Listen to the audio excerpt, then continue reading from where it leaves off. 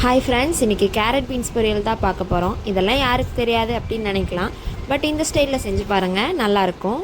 அடுப்பில் வடைச்சிட்டு வச்சுட்டு தேவையான அளவு எண்ணெய் ஊற்றிக்கோங்க. எண்ணெய் காஞ்சோன்னே கடுகு, கொஞ்சம் சீரகம், கருவேப்பிலை போட்டு பொரிஞ்சோன்னே ஒரு சின்ன சைஸில் பெரிய வெங்காயமும் ஒரு பச்சை மிளகாய் கட் பண்ணி வச்சுருக்கதையும் ஆட் பண்ணிக்கலாம்.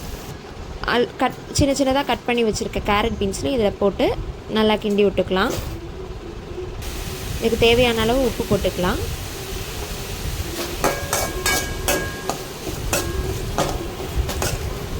நல்லா கிண்டி விட்டுட்டு கொஞ்சம் 1/4 டீஸ்பூன் அளவு மஞ்சள்தூள் ஆட் பண்ணிக்கலாம். காய் முங்குற அளவுக்கு தண்ணி ஊற்றிக்கலாம். மூடி போட்டு மூடி வேக வச்சிடலாம். அப்பப்போ திறந்து லைட்டாக கிண்டி மட்டும் விட்டுறணும்.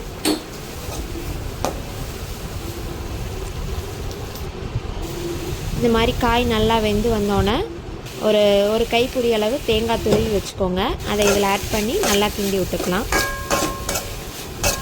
இதில் ஆக்சுவலாக சாம்பார் தூள் கொஞ்சம் ஆட் பண்ணாலும் சூப்பராக இருக்கும். நம்ம கேரட் பீன்ஸ் பொரியல் ரெடி ஆயிடுச்சு. மறக்காமல் சப்ஸ்கிரைப் பண்ணிடுங்க.